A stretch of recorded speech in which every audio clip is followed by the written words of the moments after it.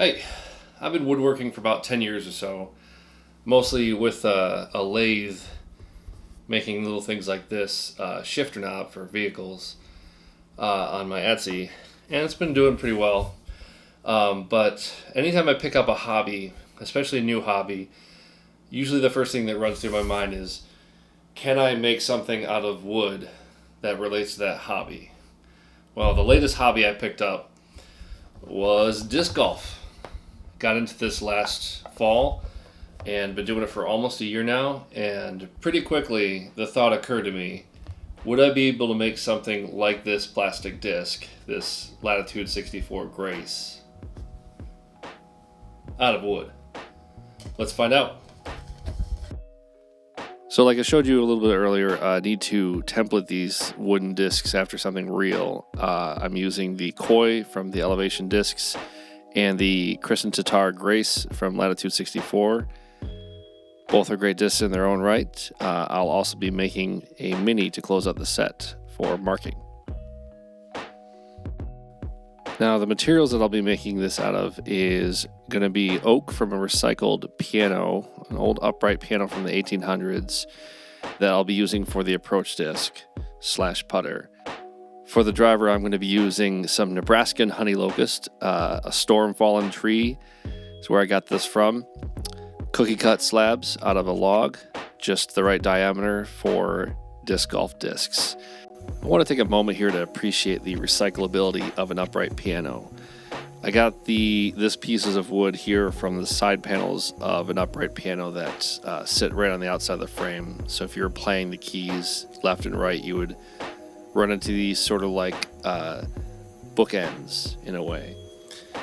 Most of this piano that I busted up with a sledgehammer a few years ago to recycle for the wood is oak, but there is plenty of figured maple and even some hickory in there. As you can see in the video, there's some screw holes that needed to be filled in. I used a black pigment in epoxy resin to seal these up once they're cured. Drew a template of the disc on the panel and get it right to the bandsaw to start cutting out the general shape, so I have less material to take off once I get it to the lathe.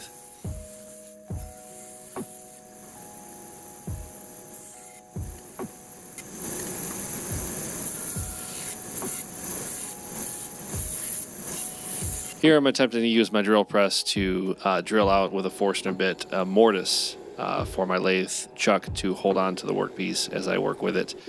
It's proved to be a little bit difficult because my Forstner bits are pretty dull and I wasn't able to sharpen them effectively on my bench grinder, but generally speaking, a mortise is not a bad method for work holding for this sort of project.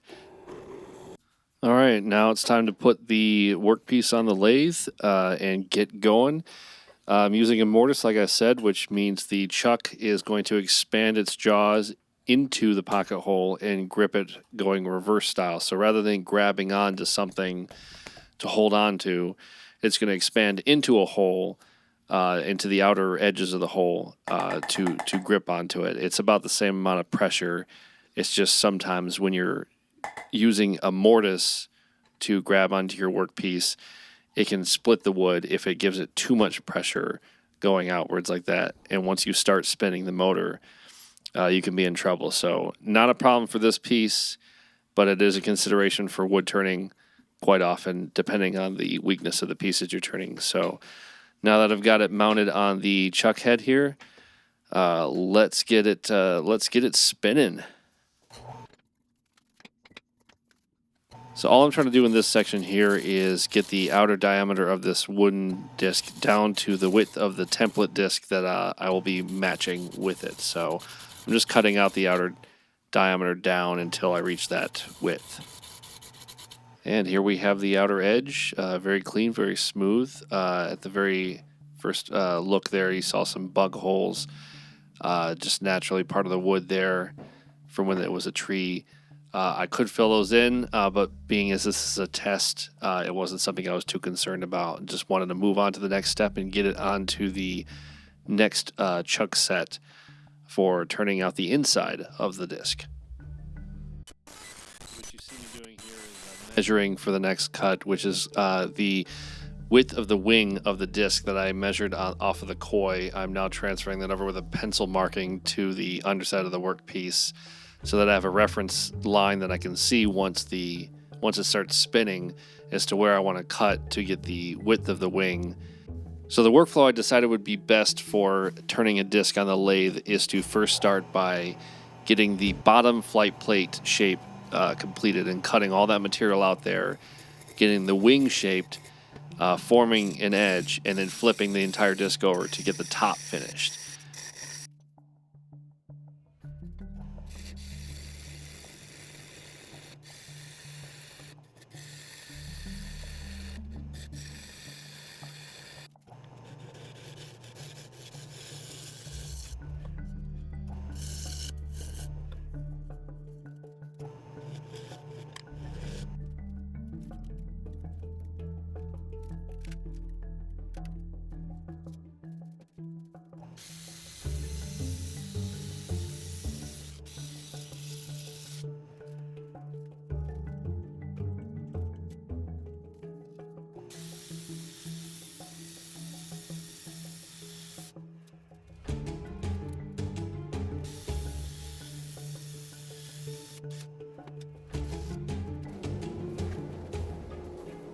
You can see I'm already in the sanding phase now.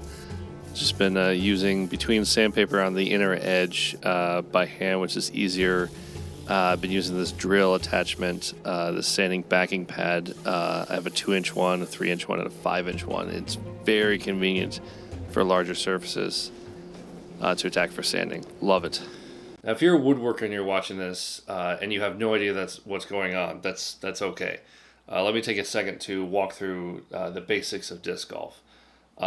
Discs are usually made out of plastic, so the wooden discs that I'm making aren't actually regulated or allowed in tournaments. It's more for novelty's sake. But disc golf is a lot like regular golf. You have, most courses are 18 holes, some courses are 9 holes. You can play tournaments at it. You have par. So almost 1-to-1 like golf. Now the thing that's unique when it comes to the discs that matches up with golf too is you have different kinds of discs in different ranges that do different flight paths and different distances for different speeds. So the whole idea that I'm making a driver and a putter / approach range just means it's like I'm making a club for hitting the ball really far off the tee pad, and I'm making a club for putting it into the hole. The thing about drivers with discs is that let's get into the anatomy for a second here, is that the wing, which is this part right here, has a particular width to it that gives it its speed rating. So this Tatar Grace from Latitude 64 is an 11-speed distance driver, which means that its wing is the right width to be called an 11 speed. Now the shape, I don't really like. This one's a little bit convex. I don't really know if that means much to it for the speed or the stability. You have the top flight plate, which is really just the top of the disc, and you have the bottom flight plate. I'm sure another piece of it they call is the rim here. It's just for gripping. Disc golf is a lot different than recreational frisbee. I think frisbee actually was what the disc that they used when they started disc golf. I'm not sure exactly, but the whole point of these is that you're choosing a disc for specific types of shots, and you're bagging certain discs in your bag based on your abilities. So what I'm trying to copy here is essentially giving myself a set of wooden discs that cover the vast span of the types of throws and the types of distances that you want out of discs, which you can narrow down to 2 discs. And when it comes to the actual process workflow, like I was saying in the video, I realized that the easiest way to start this approach and then finish it with the ability to sand and apply finish is to start by routing out the bottom of the flight plate up into the edge here, shaping the wing, and then trying to get around the edge enough to give myself some of the top flight plate shaped, and then at that point flip it around to the cold jaws where I'm grabbing from the inside, which you'll see in a minute, grabbing the disc from the inside like this, now halfway finished, and spinning it so that I can start to shape the top flight plate. Because the thing that you need to know about disc golf discs is that what makes them fly really well for drivers is that all the centrifugal force and weight is on the outside of the rim, and the flight plate itself is really thin and really light. So then that way when it spins, it gives all the force to the outer rim, and it goes further and faster and flies smoother. Now when you're dealing with an approach disc, the actual thinness of the center part of the disc doesn't matter so much. And it often is a thick or even flight plate. The dominess and the flatness, like that can all be glide things. It's not really important in this video. But the thing to consider is when you're dealing with making a disc, if you want to try making a disc out of wood with a lathe, you need to be sure that you're taking very light passes with very sharp chisels, and that you're attempting to thin out the flight plate more towards the center than towards the outside in an even smooth motion as much as possible. So it's a process of care. It's very tedious. It takes a long time, which is probably why I won't make these very often. Sticking mostly to making them for local tournament prizes or whatnot. But if you're a woodworker and you do want to try making something like this, hopefully my video gives you some kind of indication of how to start on it. I'm on version 5.0. I'll roll some B-roll maybe at this moment of some of the earlier versions. I may only have pictures. Some of them fall apart, some of them fly fine, some of them do what's called an extreme understable turn, where you throw the disc and instead of going straight or on its natural flight path to the left, which because I'm right-handed it'll go left, it will turn. The fourth disc I made turned like that within 50 feet of throwing, and it rolled over. So a failure of that proportion is, so I scrapped that one. But now that we're on version 5.0, let's see if I can make one that actually flies similar to how a plastic disc would fly, with the goal in mind of trying to get something completed that somebody would consider putting in their bag if it were allowed. Let's get back to the cutting. You see I finished cutting the underside of the putter approach disc. It's ready to flip over and flatten out the top side, which we'll do right now. And like I mentioned earlier in the video that you noticed with the side cut, you can definitely see it here with the top cut that there are some insect holes in the wood. I assume from when the tree was actually cut down and not at any point when the piano was actually being used, because this comes from a Chase piano, I want to say 1870s, 1880s, somewhere around there. Very, very old piano. And the wood is very dry, very there's almost nothing left to it, which is why it made it so thin. But I wasn't particularly concerned. If I had more time, I wanted to make a more lasting disc. I would have taken the time to fill in these holes. I at least filled in the screw hole that you can see there with epoxy resin so that it would be solid. One of the things that makes this project so insanely convenient is by the time I do get to the top plate, I don't even have to really take any material off with a chisel. It's been so ridiculously easy to do it with sandpaper, as long as you have the majority of the material cleared, which in this case, it was mostly the outer edge, adding a roundness to it that I had to attack it with a chisel. But the majority of the material actually removed with sanding. Now I get to the fun part / tedious part, because it can be a little bit of time to get this block to heat up. But I had a brand made out of brass for me, 2 inches by 2 inches with my logo on it. And any flat surface where I have enough space to burn a brand in for my logo, I do it, which this is the perfect space for it. So I get to stamp my brand on this disc. Sweet. I love having a brand. So now that I've cut and shaped the disc and sanded it, I just need to clean the dust off out of the pores of the wood, because I'm going to be using a penetrative finish called water locks that actually soaks in, but also has a polyurethane element to it, so it'll have a skin on the top. And I found through woodworking channels that isopropyl alcohol works best for cleaning the pores out of a piece of wood that you want to finish. But before we continue on, I need to thank today's sponsor of the video, Wind Indicator Debris. Now guaranteed to work just as well as the last time you tried it. I use it all the time. Impress your friends with Wind Indicator Debris, because it's always too much trouble to check your phone's weather app. That's Wind Indicator Debris. Sprinkle it smugly in front of your friends today. Use the code I think it's a tailwind at checkout for an extra handful of grass. Thanks again to our friends at Wind Indicator Debris for sponsoring this video. Now back to whatever it was I was just doing. Now moving on to the driver. You just saw the majority of the process for the putter. It's about the same for the driver. It's just the wing and flight plate shape are slightly different. So I'm going to speed through this a little faster with hyperlapse so you can still see it, but not take forever to get through it. It's already becoming a long video anyways. Appreciate you guys sticking around watching if you made it this far. But yeah, I got a big piece of big hunkin' heavy piece of honey locust on the lathe. So really the only difficult thing is going to be to make sure that I get it down to the weight that it needs to be, to not be too heavy, but still remain enough wood there. So I'm just going to shape the outside like the other one, cut out the underside of the flight plate, shape the wing, do some sanding, flip it over, shape the top, which is where it gets pretty tedious. I have to take a lot of light passes of the top plate until I get down to the right to the right weight, and start sanding then, and then I can begin the finishing.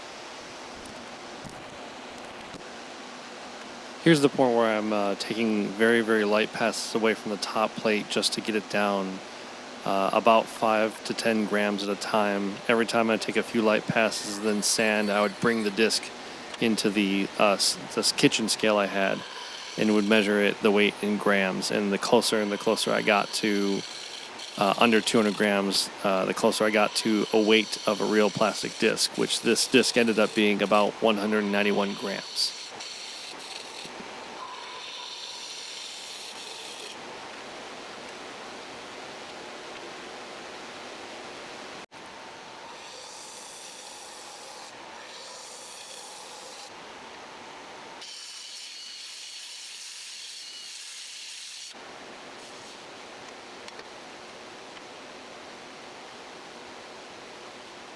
Now for the cool part of the video.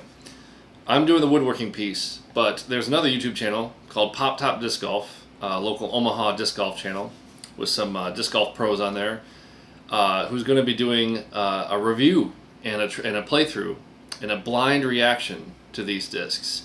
So please go over there and check out that video to see how they actually fly, because maybe not all too surprisingly, the driver flies pretty far, and so does the putter.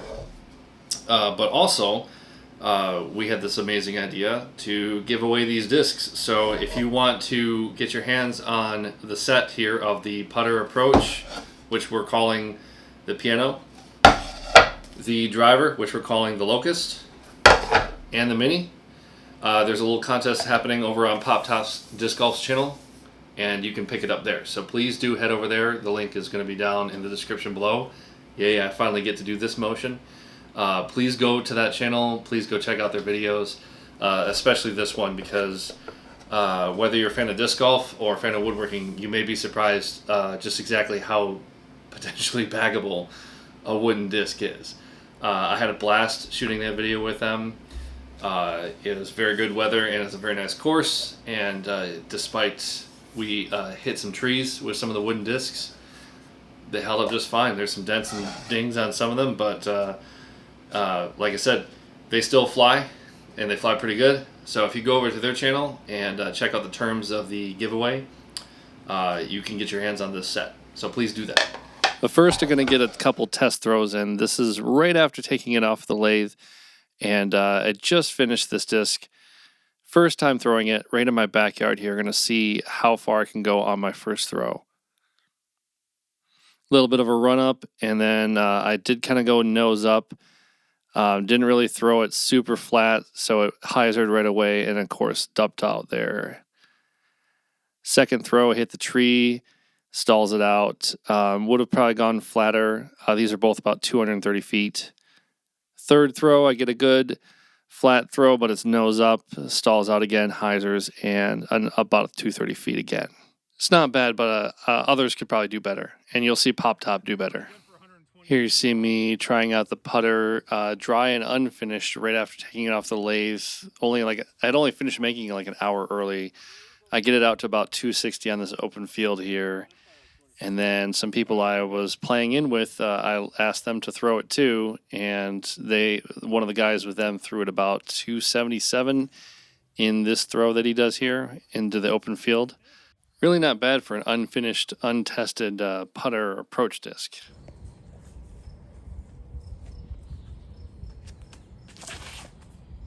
Oh, do it. So right off the lathe, the putter approach was actually a little too lightweight. It's about 140, 150 grams. So I added some epoxy resin, poured it into the flight plate to add weight and in a balanced manner so that it would still fly normally. Now everything just needs to sit and dry in the wood shop as I apply several coats of Waterlox finish to each piece.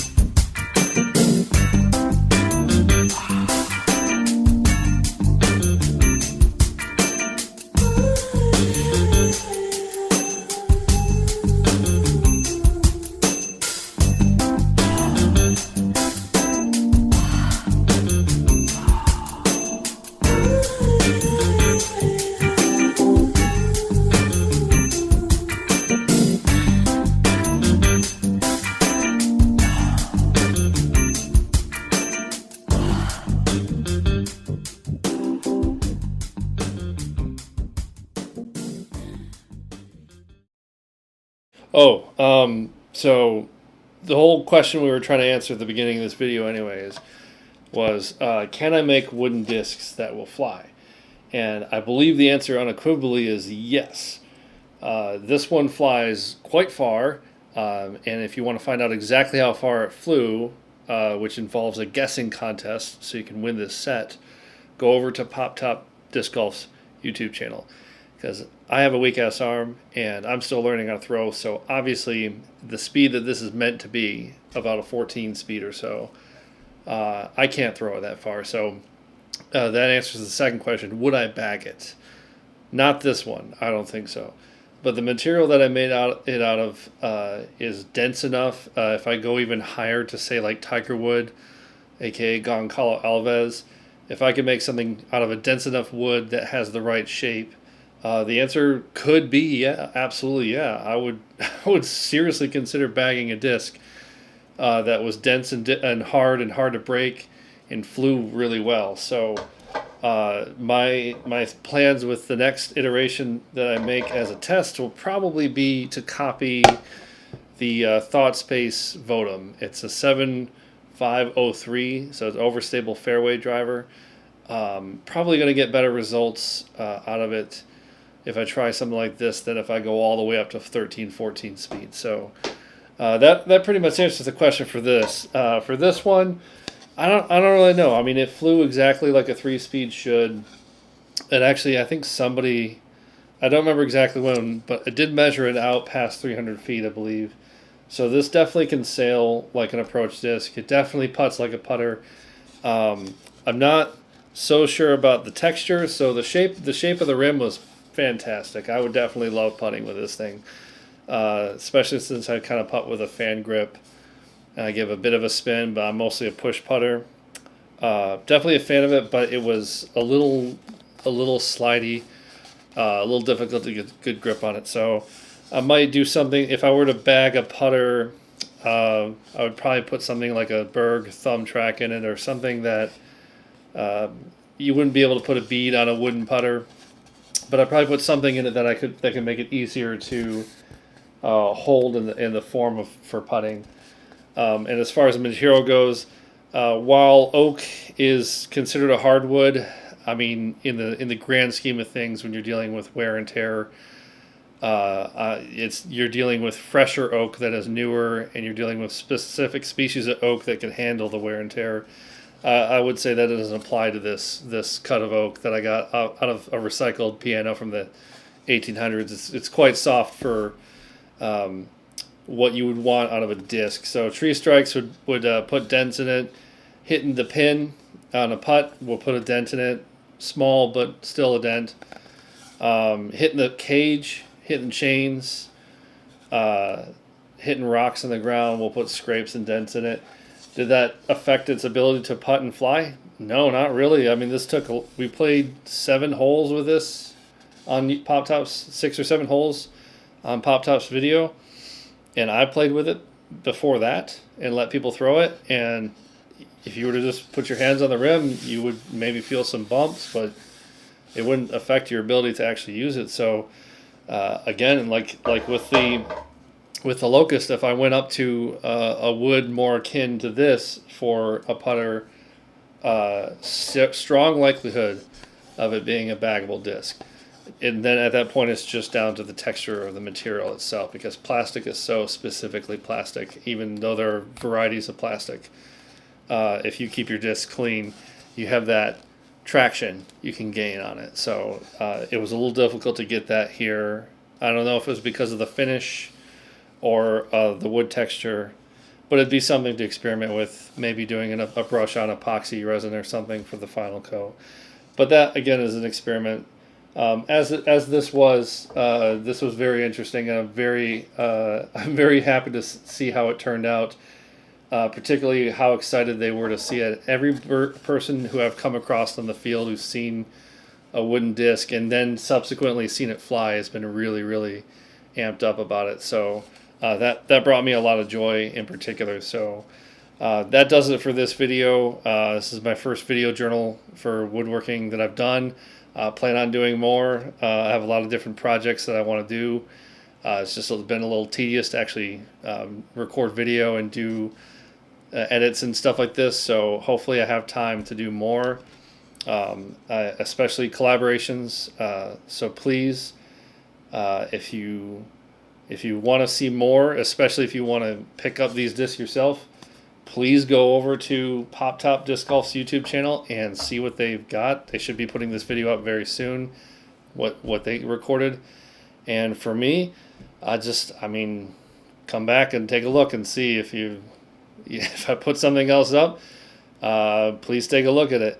Otherwise, all the videos I normally do on this channel aren't videos. They're just songs that I'm publishing. So I do music production and stuff. So that explains all the other things that you've seen on this channel that have nothing to do with woodworking, if you were confused by that at all. So again, thank you for watching. And I won't say like and subscribe because that's really weird and whatnot. So go out and play disc golf, please. Bye.